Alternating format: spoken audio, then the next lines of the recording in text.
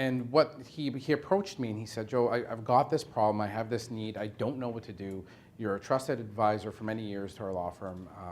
And I'm going to do it all over again. I just need your help to do this, but I don't have a lot of money. I mean, we're starting up from scratch. So we have a lot of really interesting and unique solutions that we offer that are cloud-based, if you will. And we worked with him because he's a little bit of a, he's rather technical, this lawyer, and he loves technology. So we were able to work with him to build this really great little solution that addressed his immediate need and cash flow. But what we found, what we were able to justify to him is, without using the word cloud, there are certain tasks that humans are not good at. For example, I always say putting a secretary in charge of rotating tapes on a weekly basis is stupid. It just doesn't make sense.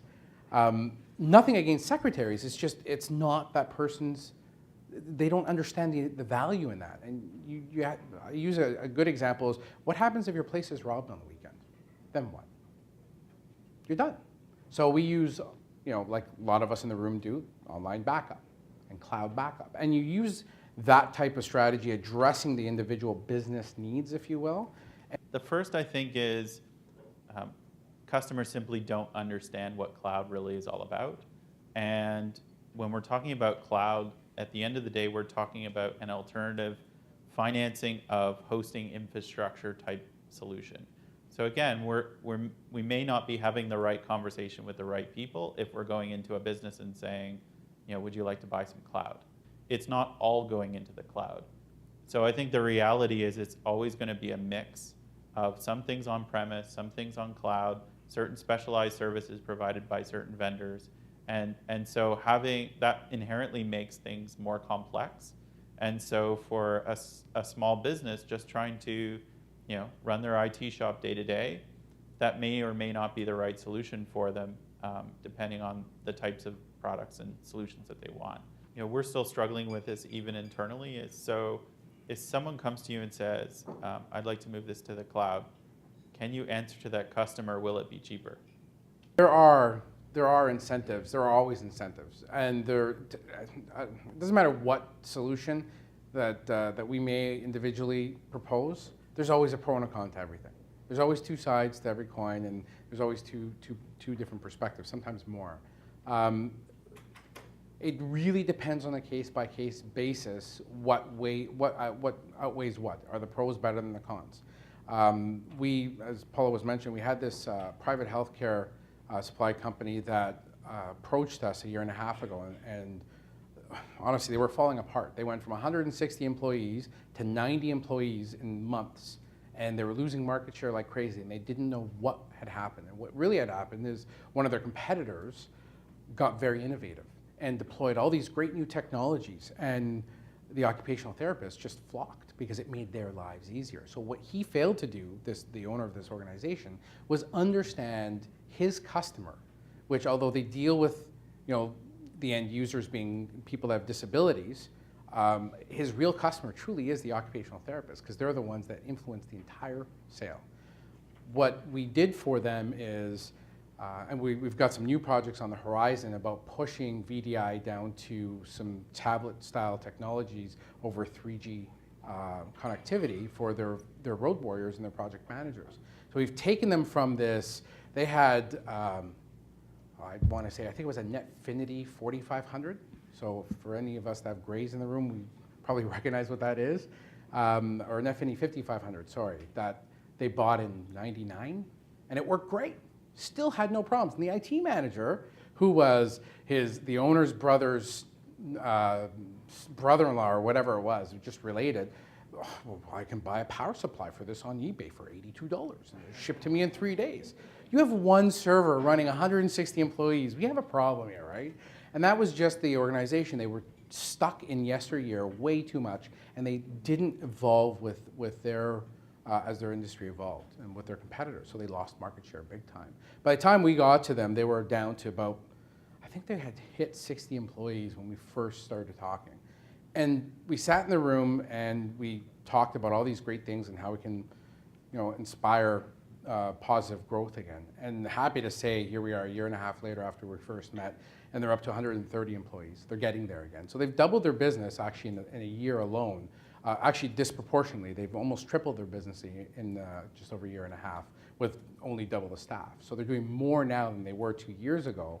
And what we did was really simple. I mean, we forklifted the environment. We provided them with, some great CRM technology, which we're not a CRM shop, so we partner with an organization to do CRM.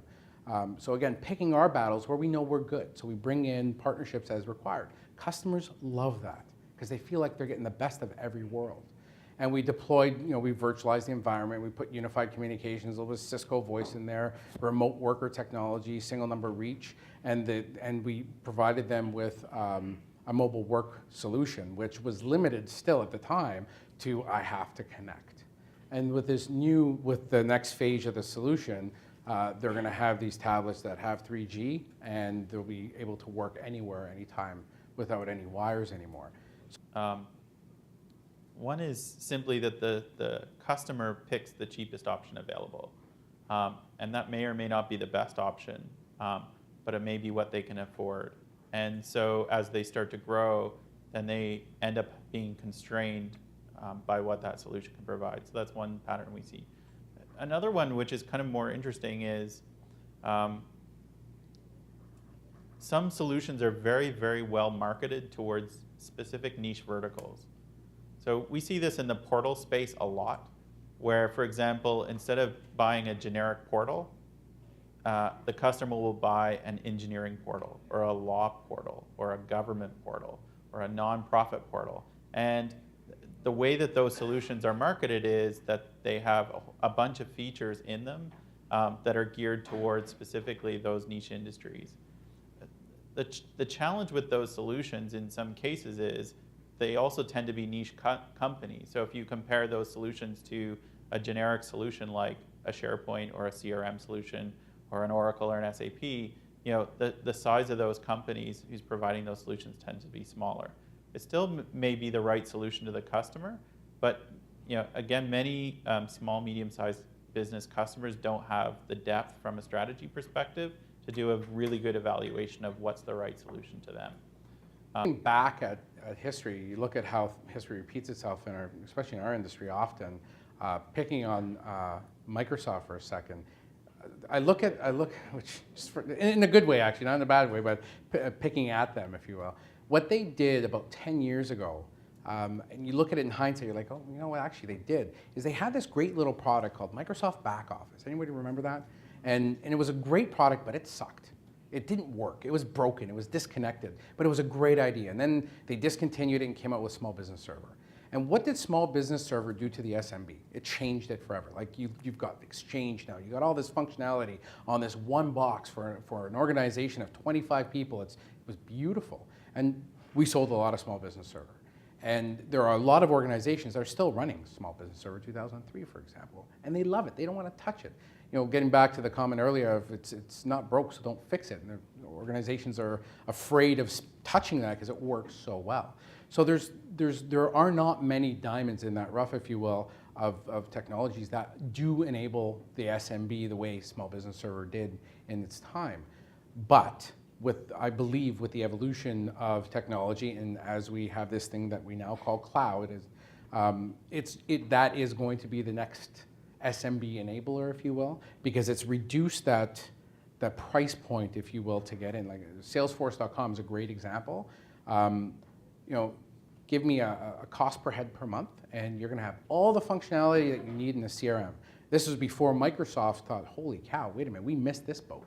And had Microsoft done that 5-6 years ago before Salesforce.com caught momentum, it would be a different landscape today, for sure. To bring up good sports, obviously. I'd like to bring up, take your seats. I'd like to bring up the Microsoft Canada rep, David LeBlanc, and Alkin Gorkin from, or Tara Fines, who want to come up from Dell Canada to say a few parting words.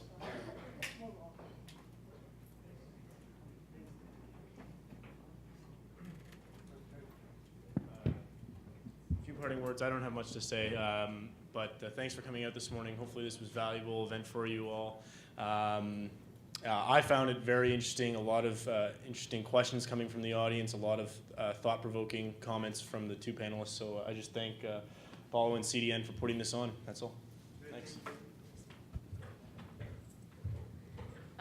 So when I was asked to take responsibility for the SMB channel for Dell about 6 months ago, the first question that came to my mind is, how am I going to add value to this group? And you know, in the spirit of innovation, which Paolo talked about, the first thing, this event really is at the heart of that. And it's really with great pleasure that we can sponsor such an event and hope that it does beyond technology and the products that we sell.